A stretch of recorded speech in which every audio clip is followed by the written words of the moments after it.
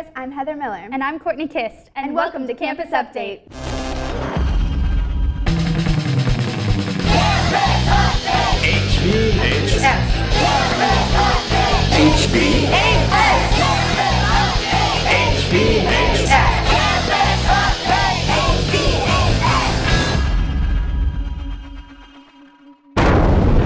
Imagine if there really was a disaster. Is our school prepared for that?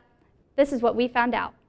The disaster drill, I thought, went really well. The goal in the disaster drill was to get the students to go to a given area on the baseball field. The next drill we're going to have in the fall will be a full-out evacuation drill for an earthquake disaster, where we will actually have students designated in class who will have died, students in class who will be designated to be severely injured, and we want to see what our staff does and what will happen, because in a real emergency you will have students who will be injured, and we will have a search and rescue team that will go out to rescue those students who've been designated as either severely injured or died. And you know, as sad as that is to say, that could very well happen. And so that's the big plan for the fall. And the other plan is to go through the supplies that we currently have in our Connex boxes, water, food, and make sure that all of those are updated. Some of the supplies have expired, and so we need to make sure that those food supplies are current. Our plan is to put the emergency evacuation plan on the website so that parents could go through that with their students and review that with their students, or students could review that with their parents to say this is what's going to happen. We actually have sign-out sheets in the evacuation poles that each teacher has, so when a parent comes to the command post, we will get their student from them, we'll know where their student is, and the student will be signed out. So we have to account for every student on campus. On Thursday, April 13th, the second annual Mr. Huntington pageant was held in the gym. It was a night full of excitement with performances by all 13 contestants and even a performance by last year's winner, Pierre Tran. All in all, the night was a success, and we had a chance to chat with our newly crowned Mr. Huntington and the second and third place winners after the big win. I'm too sexy for my love, too sexy for my love, love's going to leave.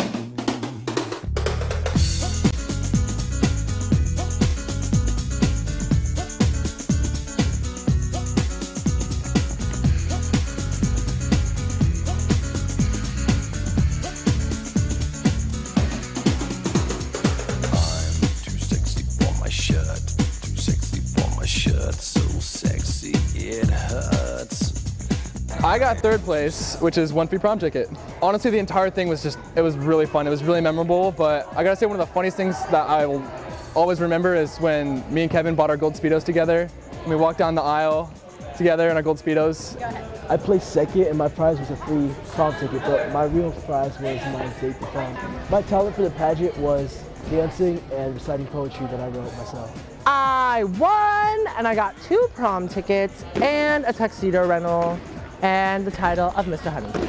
I rapped for my talent. I've written poetry since like the 6th grade, so rap has been something I've been kind of experimenting with. My favorite moment of Huntington pageant was winning, of course, but I guess mostly though getting to give a speech, you know, saying how special I felt and how empowering it is for a gay man to win Mr. Huntington. And I felt very empowered to give that speech and say it doesn't matter, you know, gay, straight, or bi, like you work it out.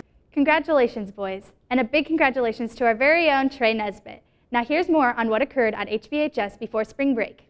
Thanks. I'm Melissa Bailey in the quad in the midst of International Week. The National Honor Society organizes this week-long event once a year to inspire students to become more aware of other cultures while being entertained and eating great food. This year it took place from April 12th to the 15th during lunch in the quad. On Tuesday, students ate teriyaki bowls while Polynesian dancers hulaed on the stage. Wednesday was Asian Culture Day, and students listened to the beats of Japanese drummers and ate food catered by Panda Express. On Thursday, burritos, taquitos, and enchiladas were served as salsa dancers twirled around the quad, and Friday was European Day, where students enjoyed the music of the Beatles while helping themselves to a baked potato bar. Thanks to the National Honor Society for providing us with this great cultural experience. Back to you. In honor of International Week, this week's student in the spotlight is not afraid to flaunt her Croatian pride. Hi guys, I'm Amber Vaslik and I'm here with this week's student in the spotlight. Today I'm here with Zora Lasic, a fellow Oiler who is passionate about her unique culture. Well, my parents were born and raised in Croatia and they came here in 1981. And Croatia is located to the right of Italy across the Mediterranean. I'm in a Croatian folkloric dance group and our center is in Los Angeles, and we travel to places like Canada, Chicago, New York, and this summer, Croatia. This is a costume crown that I wear in a dance called Valpovo, which is in the northern region of Croatia. These are called opanke, which are the most common form of dance shoes in Croatia, and these were made by my grandmother. My full name in Croatian is Zora Josipa Zovko Čuže Čubela Lasić. If I go to a college that's nearby, yes, I'd love to continue dancing after high school. Hvala puno, Oilers! I'm Amber Vaslik, back to you in the studio. Now here's this week's Game of the Week. Game of the Week. Hey Oilers, Jess Gamera here at the boys tennis match where we're facing off against big-time rival Marina High School. We have 4 awesome coaches and brand new courts this year, so we're looking forward to having a great season. Let's go get them, Oilers. Hi, I'm Natalie. And I'm Cody, and we're here to give you this week's Oilers sports update. This spring season is finally coming to a close, and what a season it has been. Our boys lacrosse team has worked hard, earning them a first place win in league. This is the first time in HBHS history that lacrosse is placed first. Please come out and support our boys lacrosse team on Friday, April 29th at 5 p.m. in the stadium, which will be their first game before they play in CIF. Good luck, boys. Girls swim has a current record of 1-4-0 in their season. Sarah Beck, Jessica Williams, Brianna Salzar, and Alyssa Katrib will be going to CIF and competing in the 4x50 freestyle. In the next league meet, both girls and boys swim will be competing for individual and team qualification for CIF. Good luck, swim. Although the girls' field hockey season ended in the fall, their coach, Kathy Van Dornum, was just recently nominated for Field Hockey Coach of the Year by the California Teachers Association, and she won. Congratulations for your success and contributions to our girls' field hockey team. Here's Miles with our HBHS athlete signings. Hi, I'm Miles Jeffries here at the Collegiate Signing Day at HBHS. Here, students are committing to colleges for different scholarships for sports. I'll make posters for you. Now I'd like to introduce one of our next year anchors, Caitlin Glenn. Thanks, Courtney. During spring break, many families celebrate Easter. One tradition put on by this holiday is Easter egg hunting. But did you know Huntington Beach hosts an Easter egg hunt in our own Central Park? Here's your local lookout. Hi, we're here with the Sign 3 class. We come every year, and we're here again during the spring, having a fun time doing springtime activities. This is a fun day for all the elementary deaf students. They look forward to this day. The teachers are excited about it. We plan all the activities. We set everything up for the teachers, and then the high school students love this day. They're interacting with deaf children. They're using their creativity. It's a lot of fun for everyone. Hey Oilers, I'm Katie and I'm here in the quad to ask you about your spring break. I went line dancing. What did you do? Not much, really. We tried going snowboarding a little bit, but otherwise I pretty much stayed home. Let's see. I stayed at a friend's house for 5 days straight, and that was horrible. I went on a cruise down to Mexico. We went to a Swayze concert. It was awesome. I got a tattoo. Six Flags, yeah! You show us? I was there when he got that. I went to LA like 4 times, so. I went to Sydney, Australia, my hometown where I was born in. Went to the street fair and hung out with friends at a bonfire. To Greece! I went to Universal Studios. Sounds like you had an awesome time on spring break, Oilers. See you next time. On April 13th, 2011, at Cal State Long Beach, there was a protest held. Here's Corey with what happened. Hello, I'm Corey Nason for Campus Update here at California State University Long Beach, where students are protesting the possible hikes in tuition due to the budget cuts that are hitting California, as well as the rest of the United States. Our classes and our funding is getting cut for our school. We're not able to get into our classes, and over 50 professors are going to be getting fired if our rates increase again this next semester. Are the tuition hikes going to be affecting you personally? Yeah, when I first started here in 2005, our tuition was $1,250, and now it's double that. I changed my major, and in order for me to graduate and get my classes, I have to sign up and petition to even get the classes that I need. So now they want to kick me out of school and let new students in because they say that I've been here for a while with the amount of units I had. And I have to pay the same tuition as everybody else, and they're cutting the amount of classes that I have. It's crazy. Well, thank you very much. I'm Corey Nason here with Campus Update.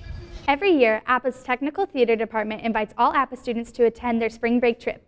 Lucky enough to attend was myself and Allie Strout. Here's Allie with the story. Hi guys, I'm Allison Strout here in the beautiful country of Greece where we came for an APA trip this spring break. Here's some footage of what we saw. To kick off our lovely week, we started out in Athens where we spent a couple days exploring the city. We then boarded a cruise where we ventured to places like Mykonos, where we had a chance to dine and walk along the beautiful streets. When we docked in Turkey, we explored the ancient ruins of Ephesus, and in Santorini, we saw one of the most magnificent sunsets as we dined. The other islands we visited were Crete, Patmos, and Rhodes. Hope your spring break was as much fun as ours. Back to you in the studio.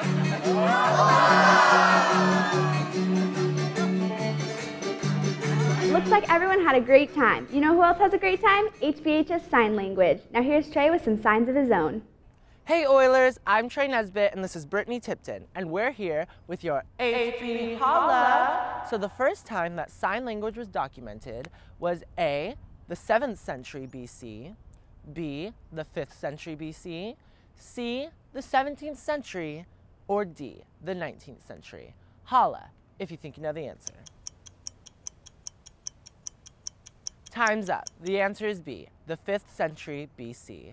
I'll see you next week with your HB Holla! The end of the year is coming quick, but it does not mean it's time to slack off. There are still a lot of important dates approaching. Next week, the AP tests begin on May 2nd and end the 13th. So if you're taking that test, be sure to check with your teacher to see when yours is. Prom is also coming quick and will be held at the Nixon Library on May 14th from 8 to 12. So boys, ask your dates, and girls, go get your dream dress. The week after prom, May 17th to the 19th, is API testing. So let's get a score higher than Snooki's Poof. That same week, the Tower Awards will be held on May 18th. Now some special announcements just for seniors. The last day of school is June 10th, but the senior sunset is on June 14th, and graduation and grad night is on June 16th. Yearbooks are now $160, so go purchase them at the financial office to keep these memories forever. If you aren't already, become a fan of Oiler Inc. and Campus Update on Facebook, and follow us on Twitter. Now here's last week's Facebook Challenge winner. I'm Melissa Bailey, here to surprise the winner of the Facebook Challenge, so let's go get him.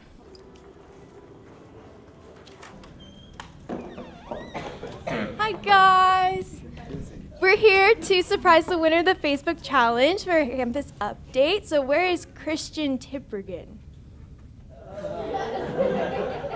Hi! You won! Yeah! So here is your prize. And you get these.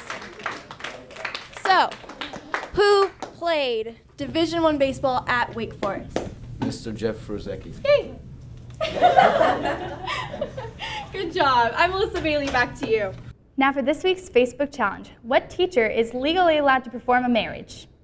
Think you know the answer? Go over to the Facebook page and post it on our wall. Also, go see Tom Jones this Friday, Saturday, and Sunday. I'm Courtney Kiss. And I'm Heather Miller. Stay classy, Oilers. And thanks for watching.